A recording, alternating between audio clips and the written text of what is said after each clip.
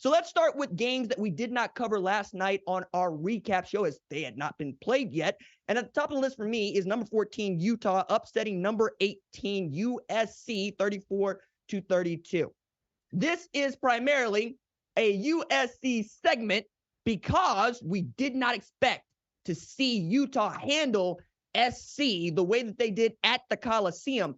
The way that you need to tell this story to your children when they say, Baba, tell me a story, is, hey, what about the one where the pig farmer at quarterback beat the Heisman winner at quarterback, where the 5-star quarterback lost to the walk-on third-string quarterback that couldn't even win the job outright until here recently walked into the Coliseum and walked out with Hector and Helen on his arm. Look, I'm looking at this game and I'm watching a number of things that I just did not expect. One was Sione Vaki absolutely starring once again, but in such a huge way. A converted safety who had 217 total yards and 2 TDs against this USC defense. But as I said, that's Alex Grinch's defense. They're going to give up a ton of yardage if they can get stops and tackles for loss. And they're top 10 in tackles for loss and sacks. But they still give up these yardage and they still give up too many points. And Sione Vaki is one of the latest and greatest to take advantage of a not bend or don't break speed D, but a defense that's just going to go, hey, look, if you can beat us for an explosive, we'll let you get to the house. At the end of this game, though, it felt like USC was going to find a way. It felt like the defense was going to come up with a stop. Toward the end, there was some questionable play calling by Lincoln Riley as he elected to try to go kick a field goal and basically put it on the defense's end to stop Utah as opposed to putting it on the Heisman winner to go get him 6. And it didn't work out for them. But I have a hard time looking at this game and understanding where USC goes from here. Is Utah set season highs for points scored with 34 and for total yardage with 482. Again, this is a team that not only doesn't have Cam Rising, but will not have Cam Rising for the remainder of the season. He gets the medical red shirt and he can come back for another year if he so chooses. But also means that Lincoln Riley and USC are 0-3 against Utah and Kyle Whittingham. Also means that Lincoln Riley has now suffered back-to-back losses at SC in back-to-back seasons, and Utah has been one of those losses on both occasions. This is not a trap game for SC. Not at all. This is a team that you not only need to see coming, but you know what time it is. They own you. If anything, you wanted to set a tone and show everybody what's really good after taking that L in South Bend, Notre Dame. And the thing that we said about that was at least it wasn't a conference loss. Well, now you got a conference loss.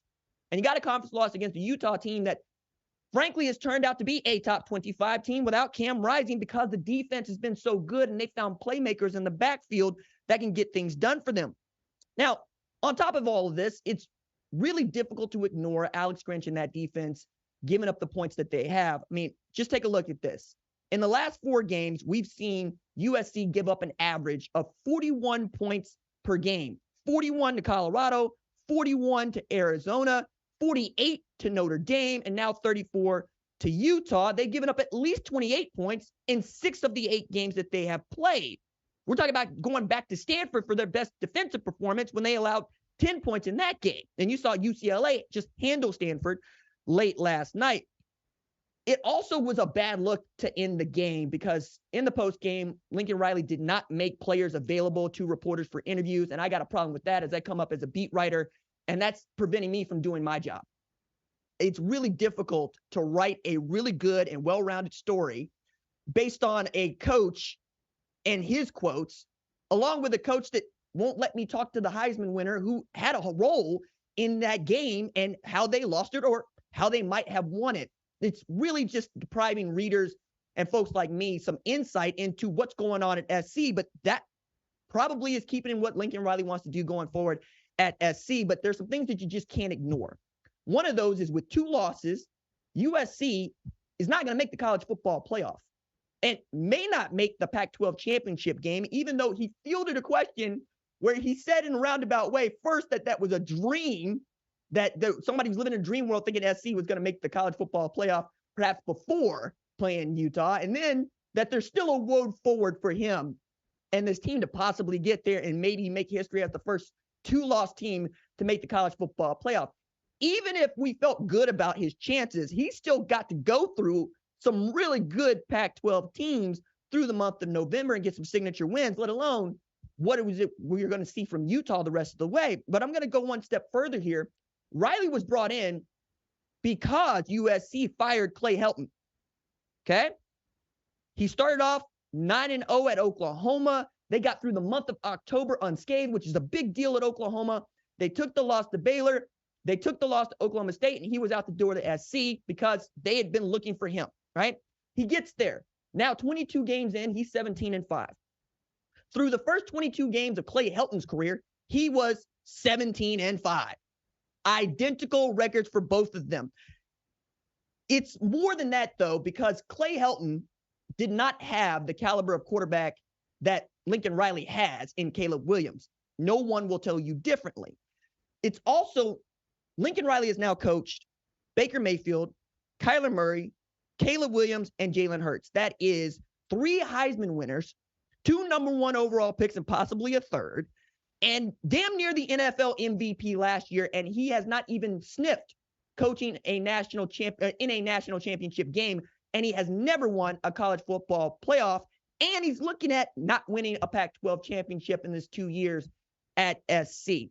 Add to this, it's really getting underneath the skin of folks that are fans of SC and read the LA Times. So Bill Plaschke is LA Times sports columnist and one of the greats. Again, I came up looking to be a writer. I am a writer. I wrote 2 books. I got into this crazy thing called sports media because I wanted to be like Bill Plaschke and Skip Bayless back in the day when he was at the Dallas Morning News, and it goes on and on. I really do love sports writers, and I love sports columnists because they tell it like it is, and they're usually right. And just so I can set this up clearly, Plaschke is that dude. I know some of y'all be seeing him on television and you think what you think, but Plaschke's in the National Sports Media Hall of Fame. He's in the California Sports Hall of Fame, and he's won Sports Columnist of the Year 9 times, and that's given away by the Associated Press, and that damn thing is real difficult to win. You got to be at the top of your game to win that sort of acclaim. Now, this is what Bill Plaschke wrote on his Sunday column for today about Lincoln Riley. Riley failed the moment, he failed the Trojans, he failed the Coliseum, and he is failing this season. Only way out of that one is to get back to the Pac-12 championship and to win it, and perhaps win a New Year's Six Bowl, because I just don't think that there is going to be room for a 2-loss team in this year's college football playoff. And if anything, nobody wants a 12-team playoff more right now than SC, because they could play themselves into it. How did the Associated Press take a look at both SC's loss and Utah's win? Well, we got USC at number 24, just ahead of James Madison and just behind UCLA and Tulane. And we got Utah up to 13, right? I think that's about right, because when I take a look at my rankings, I got USC down to 20 and I got Utah up to 11. I was a little bit more impressed with Utah and a little bit more lenient on SC. I think that's because, well, frankly, some other things happened that we're going to get into that I had to take into account that I did not know I was going to have to take into account with an SC loss at home to what is become a good, if not great, Utah football team. And that's a great way to get to Washington, Arizona State right over here. Washington is at number 5 for me because you won your game. You won your trap game. 15-7, right? Nasty, but you won that game. For the Associated Press, though, they're at number 5 too. So we agree on this. And I think that, not everybody stayed up to watch that game. I did, because that's my job. My job is contingent on me watching as much football as is possible that matters for the college football playoffs. So if that means that I'm up at 1 a.m. local to finish Arizona State and Washington, that's what I'm going to do. But I did get an email around about 9:30 from the National Football Foundation reminding me to submit my poll for them because, you know, they got their rankings coming out today too. And I wonder how many people just like penciled in Washington beating Arizona State without looking at the caliber of Arizona State team they played. And then how did Washington fare against them? Washington still is the front runner to win the Pac-12 championship, but that's because they're undefeated. It ain't because they look good. Right now, I think Utah would be able to give Washington everything they want, to say nothing of what Oregon might do or not do against that Washington football team, but it was a nasty game from the start. And if you were watching at the front, you're going, okay, Washington is ahead, but just barely. And Cameron Scatterbo, who producer Tyler said the next great New England Patriot, was doing as much as anybody on that Arizona State team to give Washington fits. But we saw some things from Michael Penix Jr. that don't look like a Heisman candidate to me. 3 interceptions in this game, all right? And if not for the defense coming up with a pick 6 at the end of the game to finish it, Arizona has an opportunity to win that game by just kicking a field goal. Arizona State has an opportunity to win that game by just kicking a field goal. We're also talking about an Arizona State team that wasn't playing its best football and has never been full strength. We're talking about a combined 20 players who have been injured for Arizona State that have combined to miss 59 games. That ain't great. Now, Arizona State also gave USC everything it wanted, but right now, we think Washington's a better football team, and this game was in Seattle, okay? There's no reason for you to win a 15-7 game against a bad Arizona State team. You ought to be thumping them at home. Now, you won the trap game, which was the theme of the week. Win your trap games, because not everybody did. And I go back to this, Utah was not a trap game for SC. But now that you got that one out of your system and you came up with a win that was ugly, maybe Washington can continue this really cool run of undefeated. But you're getting to see, as we get closer and closer to November, teams are getting better and the margins are getting skinnier on what you can do in as far as a mistake. It's also a Washington team that was horrible running the football. They rushed for 17 yards in that game. That is the fewest in a Washington win since 2002. This is also a Washington football team that went straight at Oregon's neck and ran the football on them convincingly with Dylan Johnson. I got to know, what was it that Brian Ward saw that Dan Lanning and Tosh LaPoy did not? Because his dudes were rallying to the football, and they knew where Michael Penix Jr. wanted to go with it, and they were getting in front of him.